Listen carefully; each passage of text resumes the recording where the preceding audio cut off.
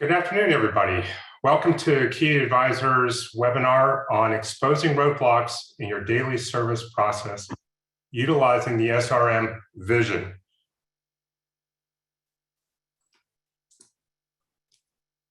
Our facilitators today are my colleague, Gill Klinger, and myself. I'm Tom Palenchar from Key Advisors, as well as we have a special guest, Greg Winger from Decisiv.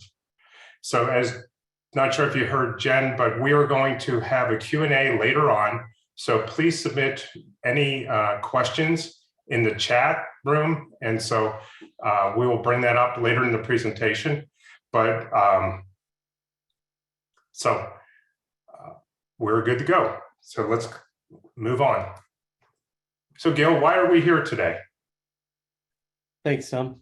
Hey, everybody. How would you describe your daily fixed operations? And are we always rounding off to put out fires and everybody's stressed out all the time?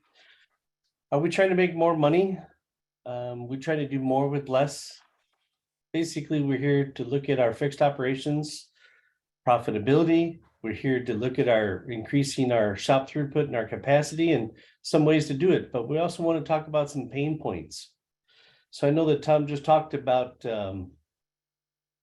having a chat feature a little bit later, but I'm going to talk a little bit about pain points. I'm going to ask everybody else to kind of jump in here and tell us what your pain points are along the way.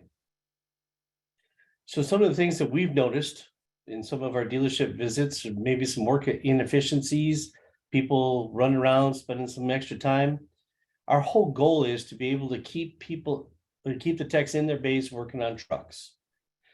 We also figure out that we've had some inefficiencies again with communication, both internally and externally, and how those kind of make us struggle throughout the repair process, and how sometimes our employees can feel overstressed, or how they can feel behind the eight ball sometimes. So I'm going to open this conversation up, and I'm going to ask some of you, what are some of your pain points that you experience in an everyday routine? So Jen, if you wouldn't mind unmuting us so that they can step right up and just tell us about some of their examples, some of the things that they'd like to try and accomplish. Yeah, so everyone now has the ability. You'll just have to unmute yourself. If you want to chime in here, please feel free to do so. Thank you for that. So who wants to be the guinea pig? Who wants to go first? Who wants to tell us how you feel today? Wow, crickets. Nobody has any pain points. Nobody wants to talk about anything today. Can you hear me? Oh, we can hear you now, Cameron. Yeah. There's one up there, but I guess it would be, I have a better, maybe a more fleshed out example of communication efficiencies. So one issue we have is following up with a customer with, status updates. We try to do it every 24 hours. And one of the things that we ran into, I've been working on is, we have 3 separate portals here at one dealership. And I have it set up where we set the follow-up time in Decisiv, right? Where you go through, and as it goes green to red, you need to be answering that. But it would be nice if there was a vision that could do it with all 3 locations. So instead of going into each portal, right, you have one person on vision to set up. That's something I looked into, but that's an example. Great. Well, great news. We have an answer for that, Cameron. That's great. I have another one too, if you don't mind. Oh, 2 for 1. Yeah. All right, go ahead. So something else, I guess would be, I don't know if it goes with one of these either, but workflow inefficiencies or employees. It would be nice to be able to have a vision where I could see all my techs that are assigned to a job in Assist or in Vision, right? And be able to see where their status is in that. And that's something else I've been working on building. So if I can summarize that for you, Cameron, maybe you would like to have a vision view that might be able to display the text and what jobs they have currently assigned to them, and maybe the ability to pre-assign the next job to them at the same time? Correct. Correct. Well, 2 for 1 today, Cameron. We have both of those that we can talk about. That's why I'm here. All right. Well, that's great news. I'll refer back to Greg in a few minutes as we go through our presentation today, and we'll help kind of discuss those kind of favorite views. Then we can help you along the way to help create, again, we like to say, if you can dream it, we can build it kind of thing in Vision. So that'll be a great segue for us, Cameron. Thank you. Anybody else? Hi, Gill. I know at our dealership, we have some similar items like the last speaker, and we've worked with you in the past. But our biggest hurdle right now is communication with that customer, and just the tools to kind of be industry leading, such as texting capabilities, that sort of thing, because our brand is maybe a little behind the times with that. So we struggle with that. And again, having to use multiple softwares and kind of balance in between all of them. That's a great point, Carrie. So again, we'll try and touch base with that. There are some opportunities that are available for us to be able to do that today.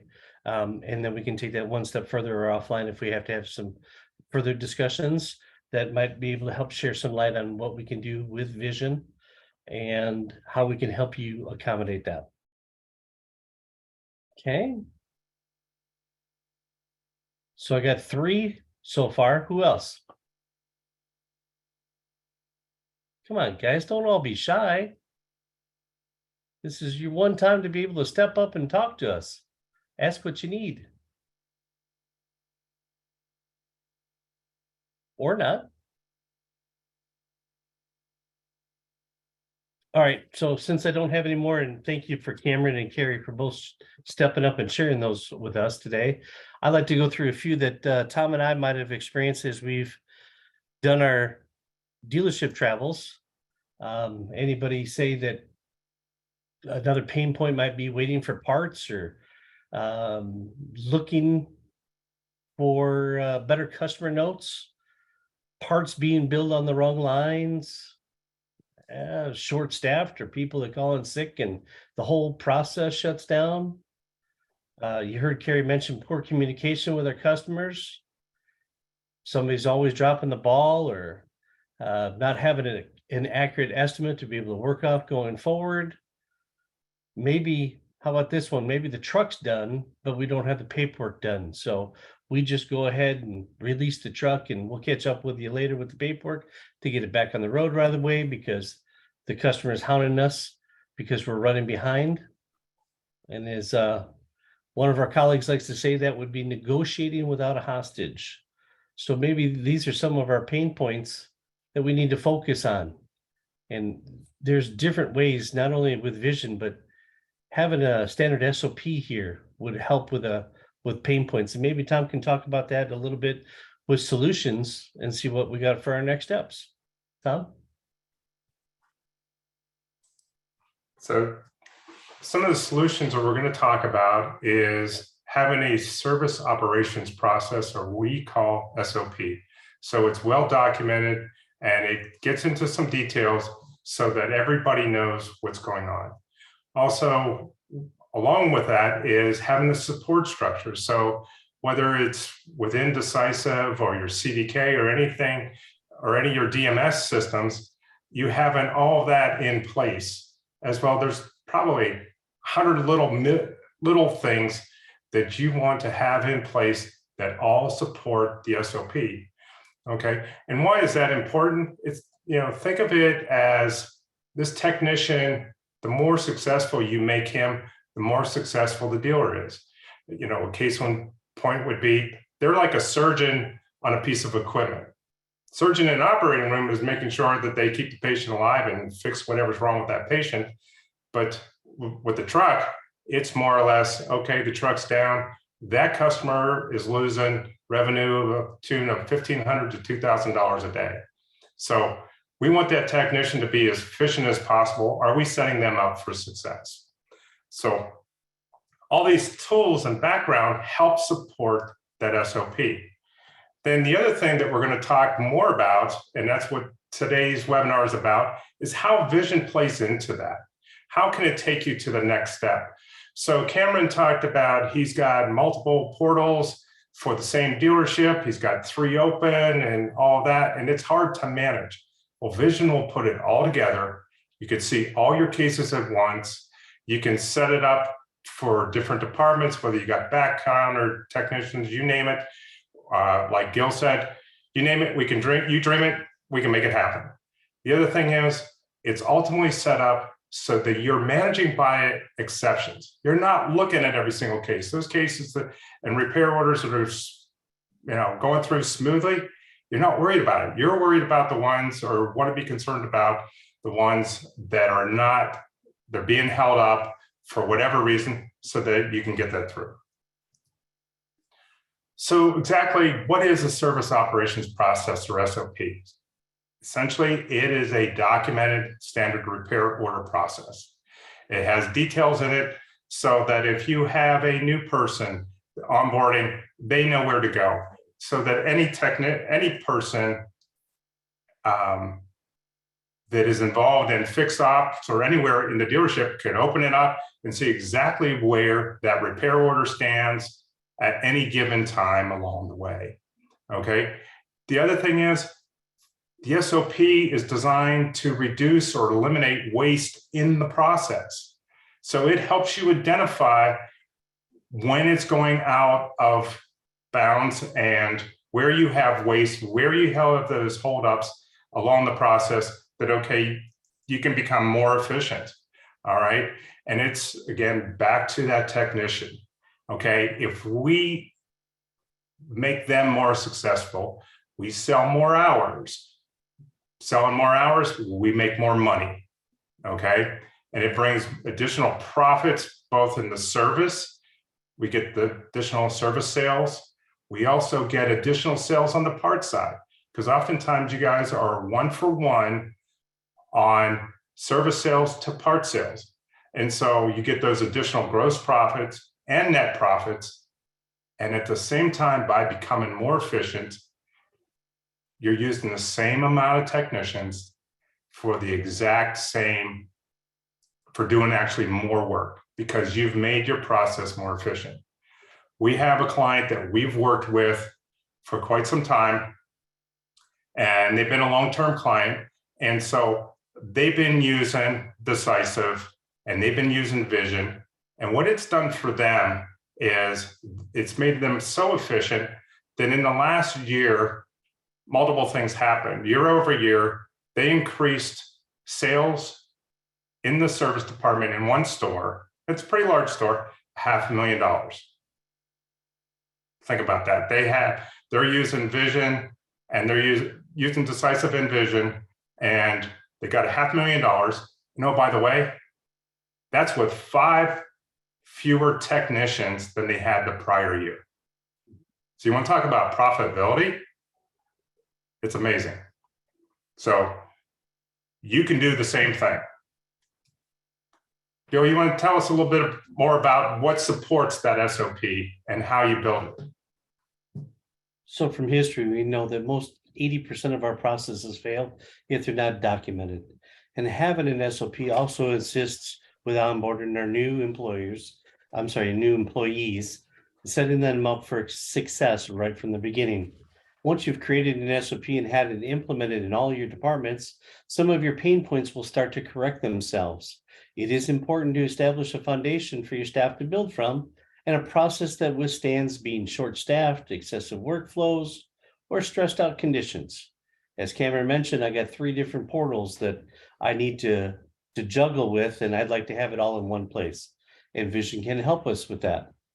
Having a solid SOP can accomplish and solve for some of the pain points that we listed before, but it's also important to remember that once you have this, if it can be measured, we can analyze it. If we can analyze it, then we can improve it. And then if we can improve it, we can be better overall, efficient, more effective in our processes. Some of our clients have now gone paperless because of having standard operating processes or an SOP in place, and having that foundation and that discipline and accountability to be able to move forward. Vision helps us because we can take all that information from Decisiv and put it into some nice, easy, viewable, filterable information packages, like vertically or horizontally, like an electronic route board, so that we can gain that information and be more effective, more efficient in our job. Cameron also had mentioned, hey, I like to be able to see what my techs are doing and without having to walk out in the shop, or how do I set them up for success for their next job with nonverbal communication. Vision's a great point for that. It gives us that status point that Carrie was bringing up, that, hey, we can set a follow-up time that's going to be necessary for us when to reach out to our customers and what do we promise them, so that we become proactive, not reactive. Less inbound calls that we have into our service departments, the more we can take control of the situation and have that information at our fingertips so that we can answer those questions and reach out to the customers prior. And some of us that are already on Decisiv happen to know that we have quick action buttons and we have emails that can go out, but Vision takes this one step farther and puts it all into a nice, easy to read category. And Greg's going to explain to us a little bit about some of his favorites that he uses and implements when we launch this off. So Greg, why don't you go in that and tell us a little bit more how we can use Vision to benefit ourselves and our service departments and parts. Okay, thank you, Gill. Thank you, Tom, for setting the stage here. My name is Greg Winger with Decisiv. I am the product owner of Vision on the Decisiv side and also the onboarding manager. So I work with any new fleets or dealers that come on to Decisiv. And I want to just set the stage a teeny bit here as far as where Vision falls in line with the rest of our products. Okay, so on the far left, you have our case product. This is where everything starts. This is, where we create cases, create ROs based off those cases, send notes to customers. All the data that goes into the case product is necessary for Vision to exist, right? So to the right of case, we have our Sentinel product, and that's more towards, if you're in the managed care space and you are looking to maintain assets and do predictive maintenance stuff, that is what Sentinel is good for. And then Vision sits right next to case, and it's our live exception tool. Everything that happens in case parallel shows up into our Vision product. And as Gill and Tom both mentioned, some of the features of it, you have dashboards, exception management, right? So this is something that typically we have a lot of service advisors that are interested, parts people, but from a management perspective, fleet management role, service management role, you can really dive into exactly what you want to pull out of the data that's going into our case product. You can do role-specific views, cross-portal collaboration. Obviously, Cameron, you mentioned that being something that's important to you, and multi-OEM. So as Decisiv expands, we have Decisiv users that are on multiple brands, and that equals multiple portals. So we can bring all that into one space for you.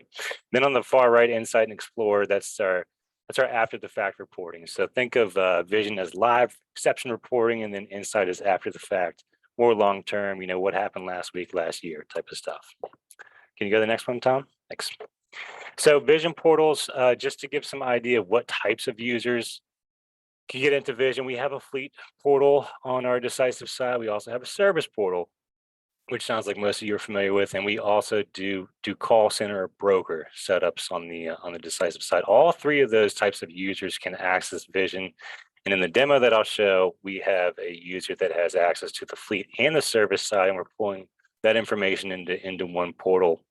Things that are different between the two. For instance, on the fleet side of our application, once a service provider takes a case to closure, the fleet might still care about that case showing up in Vision because they have some further financials to square up. So if you are a fleet type of user in Vision, you can see cases that are closed by dealers or service providers, and the service providers, we do drop those cases out automatically for you. So it looks just like it looks on the Decisiv case side. And then our call center type of users in Vision, we have the concept of sub cases. So if you're subletting workouts, from a call center perspective, and you want to see some of that data in your Vision portal so we can search on that, it allows you to do that when your call center set up. So just to give you an idea of the types of users that we have in Vision. So I'm going to share my screen now. So if you want to stop, Tom. Thank you.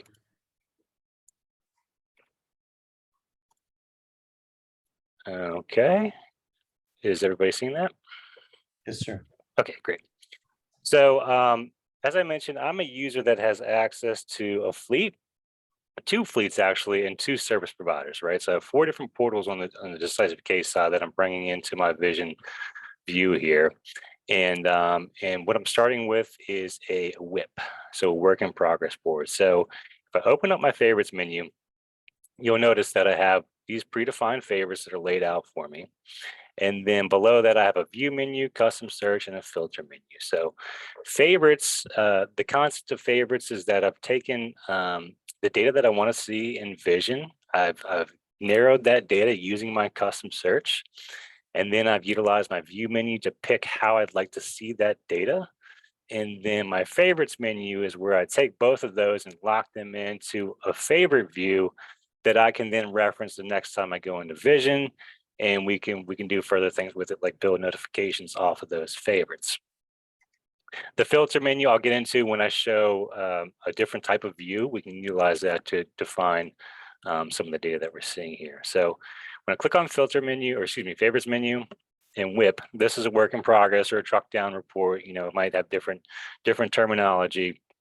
And what this is showing is everything across the 4 different portals that I have access to that is currently in progress. I'm not showing 2 things. I'm not showing cases that are complete here or cases that are complete gone, because if I click on my custom search, I'll just give you an idea of what this looks like.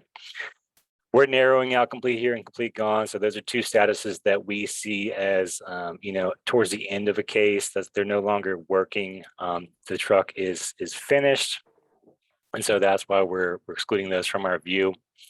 So you'll notice here we have a case ID, when the case was created, who the case is assigned to, what our complaint is.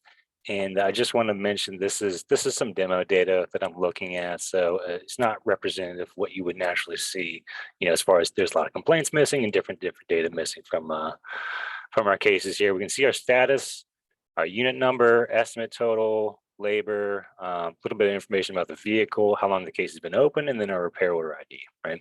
So this is a default list view.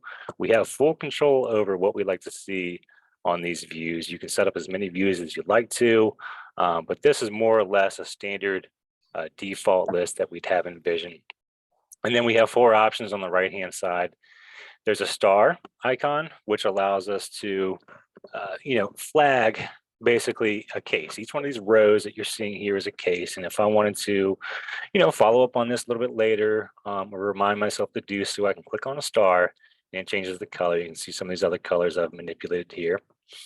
And then to the right of that is the triangle icon that we have for fault information. So if you are, you know, in a situation where you're getting fault data into cases, that data does come through to Vision, so we can see that and manipulate that information. And then to the right of that, we have a chain link and a chat bubble.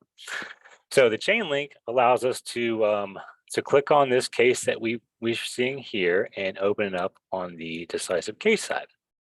So it opens up in a new tab for you. And then, you know, let's say, for instance, we see some action that we want to take on this case. Click on the chain link, we can go in, we can send a note, change our status, do whatever we need to do in a normal instance. It just allows us to go quickly into that. Once you're done, you close this out and you can click on another case to open up. To the right of that is a chat bubble that lets us know that there's some kind of communication inside of the case. So if it is blue, it means that we are communicating with our customer. If it's gray, there are no external notes. There might be an internal note in there, but there's nothing with our customer. So that's a red flag for me to know that we need to start some communication with our customer there. In the top right, export allows us to take this information. I have 56 cases I'm showing. I can put this into a CSV or an Excel. And then to the right of that, I have show or hide columns. So this allows us to manipulate the list information that we're seeing. Let's say, for instance, I don't want to see my serial number. I can uncheck that and it removes it from my screen. And then if I do want to move things around, let's say my labor time, I can click and drag and drop, and I'm manipulating my list view. It's also worth mentioning you can change the size too. So if I go in between the two columns and click and drag, I can expand or collapse certain columns to see what I need to see at that time. Also with the list view, which is very nice, is we can focus in on certain things. So we have 56 different cases that we're showing right now. Let's say, for instance, we want to see all the cases that are assigned to provider user Sean. So if I type in Sean at the top and click go, it's going to key off of that word. So the word or the name Sean might be somewhere else in one of these cases, but you know, for the most part, it's going to be just this user, and I'm keying on that data, whatever matches on that text field. Okay. Each one of these lines can be clicked on, and we'll show you the same thing with the card view as well. When you do click on a line, what it does is it gives you a case expanded view. So at the very top is my case number. That's my case reference number. And then the left-hand side here, all the case information. Most of this stuff is stuff that you'll see on that case screen. And then on the right-hand side, case contacts, complaints, information about my estimate, my asset information, who my fleet customer is, provider. So that if I'm, you know, I'm a dealer in this scenario, this would be information about my own location. Or appointment time, repair order, invoice. So I point this out to say that, you know, this gives you information that's available on multiple screens, right? So I don't have to go to my contact screen to pull certain things or go to my asset screen. There's a lot of data that we have on the case side in multiple places. This is it all in one spot. Okay, so that's our WIP. And then what we'll do here is go through some of these standard favorites that we've seen to be pretty successful here. So promise time past due. I think this may have been mentioned before, or at least the follow-up time, which we'll get to as well. So this is a similar look. This is a list view, and we're focusing here on cases where our ETR is in the past, right? So we provide an estimated time of repair to our customer. We've promised them, you know, more or less that we'll have this done at this time, and that's now behind us, right? So in our custom search, we can look at time fields, and based on that time field, we can say this is in the past or this is in the future. So these are all cases where it's behind us. So in this instance, we want to, you know, use the link to go into each case and provide an update to our customer, adjust our ETR. So that we are letting our customer know exactly where we stand with the repair. What's also neat here is there's an ETR countdown. So again, this is some demo data, but you can see this is 34 days overdue. If there's not a minus in front of it, I could see, like, say, for instance, there was one tomorrow, you know, it would show me 12 hours or 24 hours until that one's due. So that's pretty neat. So this next one here, promised assets. I'm sorry, Greg. Yep. I didn't know if I can cut in, but can you Please. go back to that one? Yeah. Promise time pass. Mhm. Is that ETR counter? Is that when we set ETR, and is that saying that we're 7 days past the ETR on, like, the very first case at the top? Yeah, exactly. That's what the first one's saying. And then how did you add that column with that ETR countdown? Okay, yeah, great question. So what I would do here is I go to my view menu and then click on my list. And this is some default list that I have. But if I click on edit on one of these and add the field is called ETR countdown. And then we would have it there. Yeah. All right. Thank you. Yeah, of course. So those are in the past there. This next one, promised assets. So some of the time fields, we have a cool concept where we can look at today, this week, or this month. Those are our three options there. So this promised assets this week, I'm looking at those that are ETR is this week. So this one's, you know, we have one for today, and then 2 for tomorrow, and 1 for Friday. So that's kind of cool to get a glance of what's going on this week. And then the next one here, I'll click on the bullseye for follow-up overdue. And Cameron, I think this is one in particular you had asked about. So everyone here, we're looking at where our follow-up time is in the past. I'll give you a quick look at what that is in our custom search. It's pretty simple. Provider follow-up time is our selection there, and then we're looking at any of them that are in the past. And then so we're seeing our provider follow-up time is right here. We can sort off of that data, so ascending or descending based off that selection here, and see which one is which one's overdue. Probably if we wanted to work this, we would look at the ones that are the furthest overdue, go into our case, provide a new follow-up time, provide an update to our customer, and then reset that so we're ahead of that game. So Greg, if I can jump in here for just a minute. Please.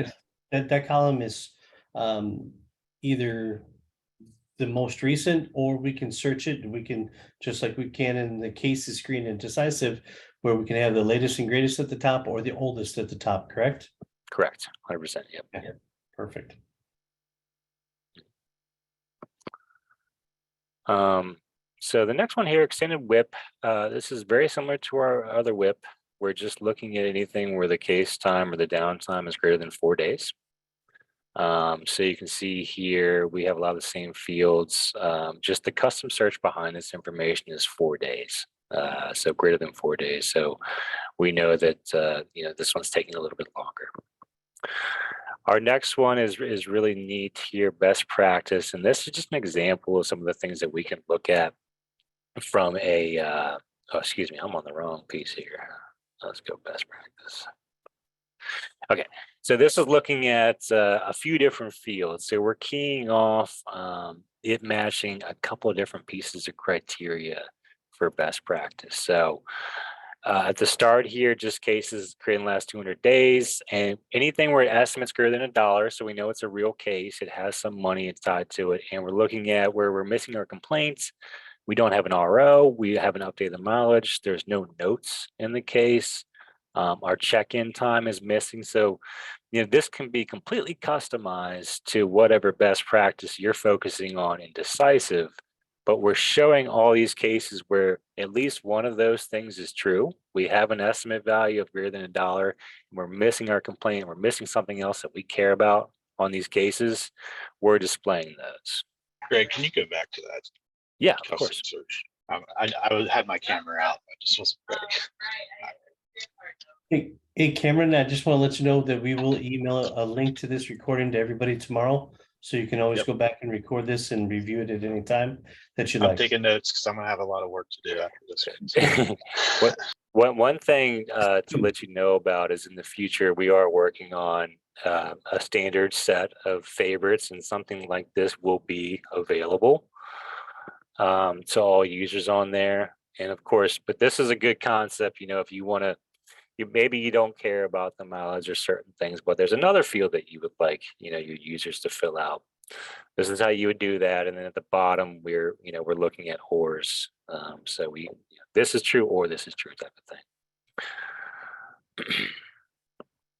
thing. So that's best practice. Then awaiting approval. So this gets into our card views. So, everything's going to work off the same format here. We're picking what we want in our custom search, and our custom search for this one is holding for authorization. Any case where the status equals holding for authorization. We're just looking at it a different way. Instead of our list view, this is a card view. This is one of the first views that we had with the Vision product. And when we're in card view, it allows us to utilize our filter menu, right? So I'm looking at cases where it's holding for authorization. I know that I need to potentially reach out to the fleet I'm dealing with to let them know that, hey, we're waiting on you to approve the estimate, right? At the top of this screen, each one is sorted by the customer name and the fleet name. And I can page over as many pages as I have. And then I have 12 waiting for, this is our test fleet, global fleet of Volvo, and then one for each of these other guys. So what's cool about card view is now that I'm in card view, I can look at the same data holding for authorization, but instead of sorting it by my my fleet, let's say I want to sort it by estimate total. So I have 11 cases where, it's under $500, 0 to 499. And then I have 9 cases where it's 1,000 to 2,500. If I had over 2,500, I'd have a separate column for that piece. But this gives you an idea of, what I'm waiting on and how expensive they are, right? Any one of these filter menu, we call them bullseyes, can be selected to change what we're seeing for each card column. Okay, so that is waiting approval. So this is an example here. This is called sales MVP accounts, and we can, we do get this from salespeople from time to time. They have a few key accounts that they deal with, and they want to be involved if there is a breakdown on their vehicle, especially if it's a brand new vehicle that they've recently purchased from them. So this one, we're looking at 2 fleets. We have the ability to set up a custom search that says, show me this fleet or this fleet or this fleet, anything that contains a certain word, which is the fleet name, and I want to see those cases. We've also enabled notifications for this one. So you notice these are all in blue, which means I haven't clicked on these cases yet. It functions similar to your mail inbox. Once you click on it, the color is going to go away, being that you've read it. And then in the top right here, we have a notifications counter. So it's letting me know in this MVP accounts favorite, I have 6 cases, and that's my 6 right there. So you can take it a step further and say, I'd like for these to visually represent when I have something new here, but also I'd like to get an email or a text message. So when notifications are on for a favorite in a user settings, we can do an email to come over to them as soon as a new case meets that favorite. Or there is an option of doing a batch where, every 12 hours, I like to see how many new cases meet that favorite, and I can get an email or a text message. And just to give you guys a quick idea of what those look like, here's an example of a notification email. It gives you a link to go into the Vision side, so you can take a look at that favorite, or you can bypass that entirely and just go right into your case. Next 2 are geared to parts. So parts needed, this is simply looking at where my statuses hold for parts, and it's doing it in a card view by person. So, Sean, I have two cases, 2 parts requests, different cases where I need parts pulled, and then one for Carl, one for Brian. We do have a lot of parts users that have this, set up in their parts department, and, Vision is live, so you can leave it on a certain screen and just have this pop up when there is a new parts request that comes in, so they can reference that, go to the case and pull what they need. And then this next one here, parts ordered or back ordered, extremely similar, just a different status. So if it equals parts ordered or parts back ordered, it's going to show me this, those cases. And then beside it, provider status elapsed time, which is kind of neat. So I can see that this one, again, this is demo data, but this one's been in this status of 271 days, right? And then these other ones been parts back ordered for 2 hours. So it's a good way to look and see, okay, how long have we been waiting on parts for this case? I can quickly see, go in my case, and, and ask for an update or whatever I need to do from there. These next 2, fleet ready for pickup and fleet best practice. The ready for pickup is any cases where it's complete here. And I have it sorted by the service location, right? So I know, for instance, with this location, I'd want to send 2 drivers over there to go pick up those vehicles because I've got 2 that are set for complete here. And then 1 driver to go over to this location to pick those up. And our next one here, fleet best practice, extremely similar to what we have on the service side for best practice. Only difference is we're looking at this from, we can get our fleet depot information. If we have any fleet users on the call that have depots, we can specify that in Vision. So there are some fleet specific fields that we do have. But that's it. I'm going to go ahead and stop sharing right there. And, Thank you, Greg. And one of the points I want to bring up, you saw Greg making those star changing colors. Yep. That's only for the person that logs in to that view from your login only. So if you click it green, nobody else can see green if they have the same vision view. Okay, Tom, on the presenters mode, we're talking about highlights. There you go. Perfect. So some of the highlights we just want to recap. We talked about increasing your fixed ops profitability and increasing your shop throughput and capacity without adding any more brick and mortar or any more technicians. We talked about some of the pain points, and to Carrie and Cameron's points, is Vision a good fit for us? Yes, it can be a very good fit for us. It's a great tool when incorporated with our SOPs to help us make us more efficient, more effective. And Tom, you want to talk about some of the solutions? So to start off with, we talked originally about the SOP and having it documented and having it detailed so that everybody knows what's going on at any given time on any RO. Talked a little bit about the supporting structure to all of that. And so all those little pieces that have to come together that help support that SOP. And then talked about how you integrate Decisiv into the SOP. And then finally, Vision. Vision gives you a quicker access to the Decisiv information to, again, augment what you've got going on in your SOP. Okay, so we are now ready for Q&A, but right before that, Greg, can you tell us a little bit about how to sign up for Vision if you're a Decisiv user? Yeah, if you're already on Decisiv, the best thing to do is when you're inside of the cases screen, or you're inside of a case, in the bottom left you'll see a little circle. You click on that blue circle, it opens up a contact support link.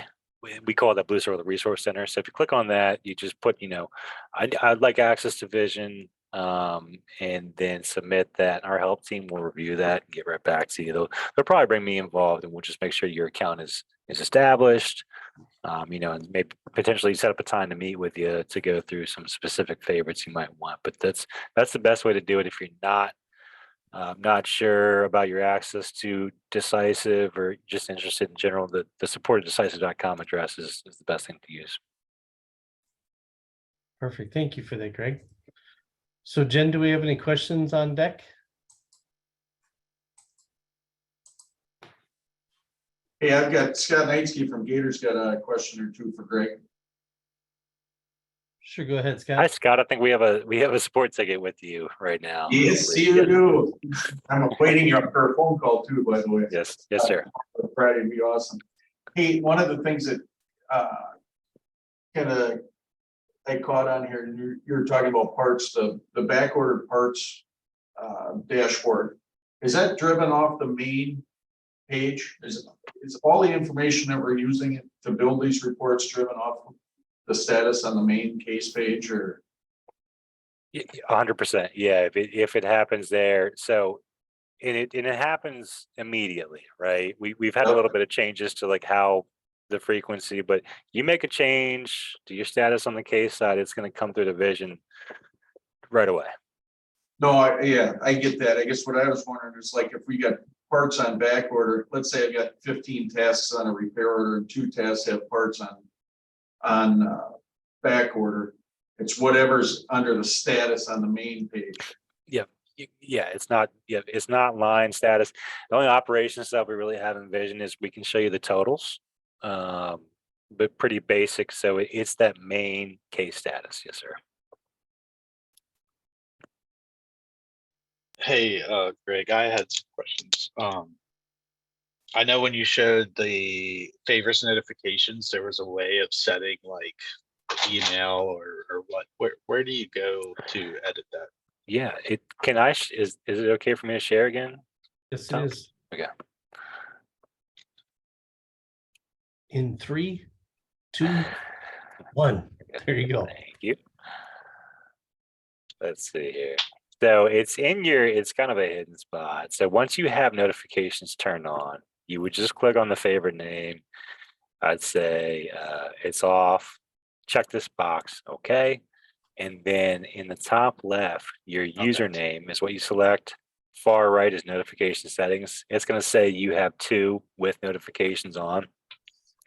And then if you click on send email from a notifications is what the one I recommend. Yep. Your user email address will be in there. You put a different one in there, that's fine. You can only use one. Right. And then this is what I was talking about individually. That was the example I showed where as soon as one case meets that favorite, it's going to show up in your email. If you want to, these are batch options, 30 every hour, every 12. And those will show up like, let's say a couple cases meet that favorite in 30 minutes. I'll see 2 listed instead of just the 1 in that email. SMS works the same way. Yes, sir. And then one more thing, if I create, like if I created like extended whip, right? And I have my username in Vision, can I send any of my creations to any of my other like visions, or do I have to go in and do each of those? For example, we have like a service advisors, location, like a Greensboro service advisors vision, right? Mhm. And then I have my own. I would have to create it in their vision, or So each account has one what we call an account rep, and the Yeah. rep has one extra feature on the left hand side here. It's called admin menu. I can add users, remove users. When I create something as the account rep, I can then share with any other users. okay, So the best thing to do is make sure, Cameron, you have access to that account rep, create things I there. do. Okay, Yeah, perfect. Crystal. Oh, shoot. Okay, great. And then, yeah, the difference is you'll notice if it has this 3-person icon, Yeah. that comes from the account rep. That was shared with me. Now I can go in and create my own stuff here. It's just going to stay with me. So, Right. Okay. Thank you. And if I may take that one step, Cameron, once you shared that with everybody, you need to go back in your admin and manage your users to make sure you select that view so that employee can see that. Say that one more time. oh, yeah. Can you share that? Yeah, I think I can real quick. Let's try that. So you can create that vision view, but then you have to go and select it so they can see it. Okay. Yes, you have to grant them access to it, basically.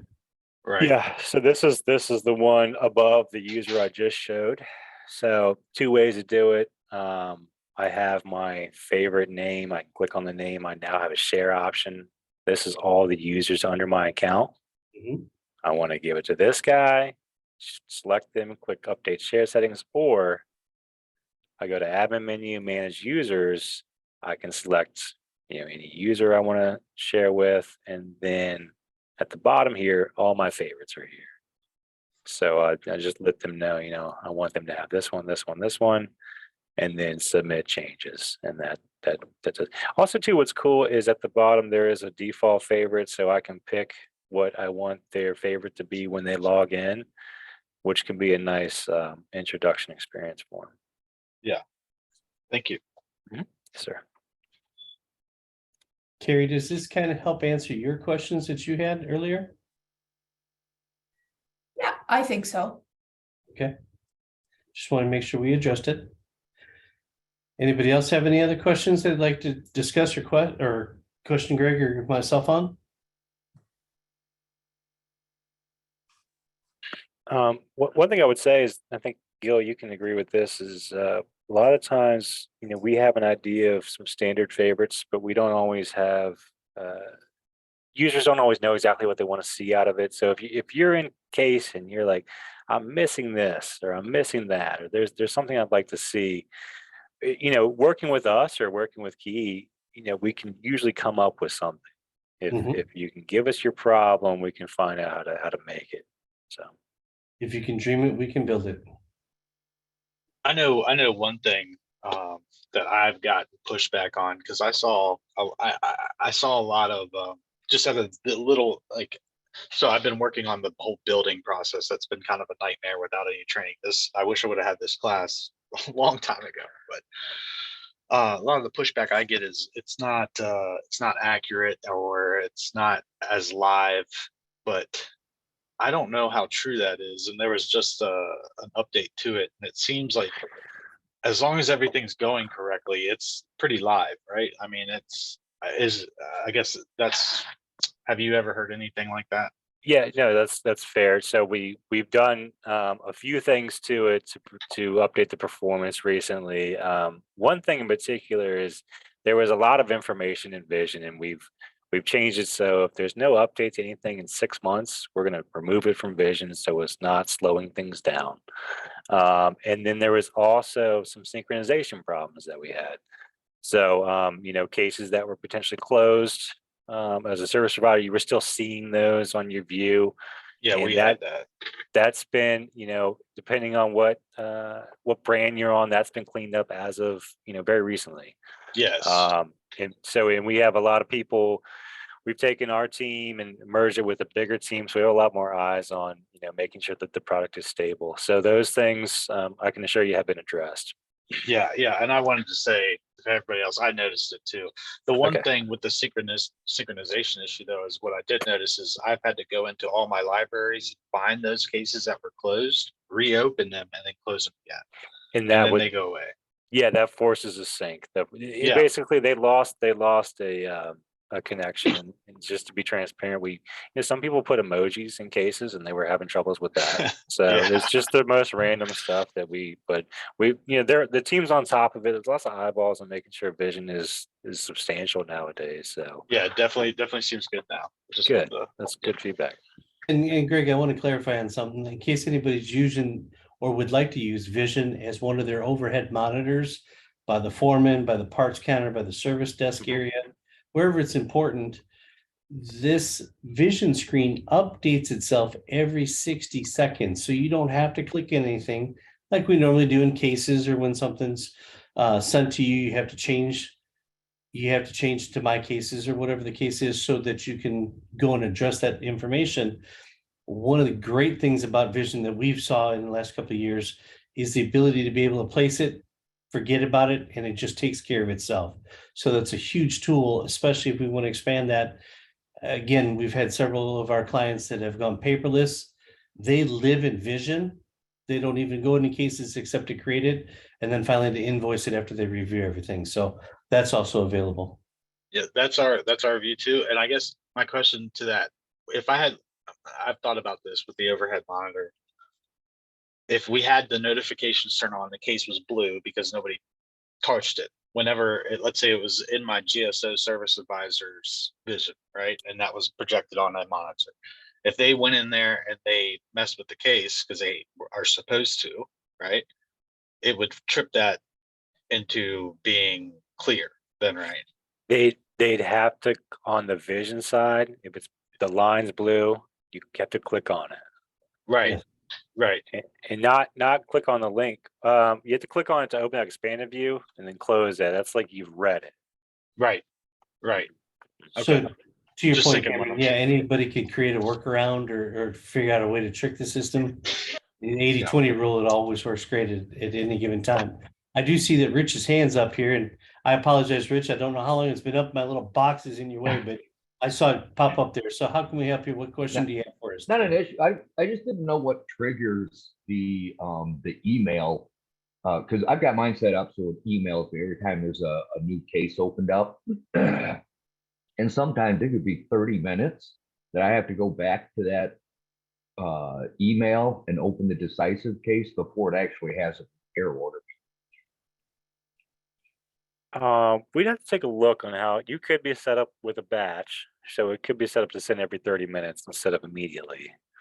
But what the trigger is, whatever new case meets that favorite criteria, if you have it set up to individually send an email, it should be right away. Yeah, I'd say our current lag time is maybe 30 to 90 seconds after it hits all the servers. It doesn't take very long. So another good point that Greg just brought up was just to review our settings to see what we can do. And if you need to reach out to us, Rich, we'd be more than happy to review that with you. Yeah, I'll take a note. And then I saw somebody else just raise their hand. Or nope, the hand went down by the time I asked for it. Yeah, this is John. Can you hear me? Oh, yeah, John, go ahead. As someone who's seen Vision for the first time, like I am myself, is this meant to replace Assist, or does this work in conjunction with Assist? That's a great question, John. And if I can paraphrase that for you, just to make sure I understood you. Does it replace Assist? No. It works in conjunction with it to kind of help filter it out and bring you the information that you're requesting in a certain view quickly and efficiently. So it works together. It takes the information out of Assist and provides a viewable filter or a viewable vision for you to be able to see just what you want to see. You don't have to look at all 250 cases.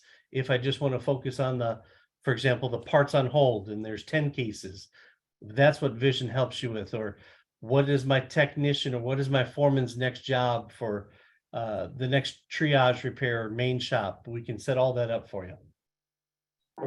Oh, understood. Thank you. Thank you. That's a great question though, John. Thank you. Anybody else? Looks like Tony was just asking if anybody was going to be at the Navistar Expo in Texas this May. I don't believe anybody from Key Advisors is. Greg, do you know if Decisiv will have a booth there? I don't know off the top of my head, but I can ask. I'm not sure. Yep.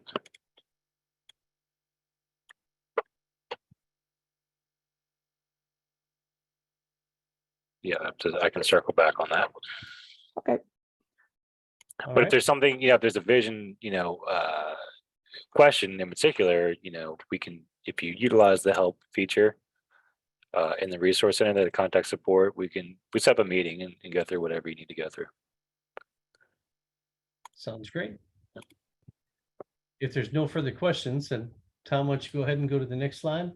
So from the Key Advisor standpoint, we have many different facets that we can help you with your dealerships, with the discoveries and the interventions, with the leadership workshops. And we also offer Pulse to our CDK customers, where it provides a digital dashboard and gets you the information at your fingertips. And then next, Tom, thank you. And as far as Decisiv goes, and Tommy, you might want to, or I'm sorry, Greg, you might want to speak a little bit more on this. But if you go to decisivmarketplace.com, you will find out all the information that is available from Decisiv and all their many facets, like Greg was explaining to us earlier. And you might want to collect some more information on Vision itself, is all available on their website. And Tom, do we have anything coming up? Yeah, coming up in May 2nd, Key Advisors is conducting a training event that talks about best practices utilizing Decisiv to support your service SOP. So if you go to our website, go to KEA store within it, essentially it starts on May 2nd. It's 4 days, 8 classes, 2 hours for each class. So morning, afternoon for 4 days. And they're split up. So Perfect. with that, I want to thank you for being part of our webinar today. Gill and myself work for Key Advisors. You can reach us at our emails above, and Greg works for Decisiv, and you can reach him there as well. So thank you very much for participating today, and we hope you have a good afternoon.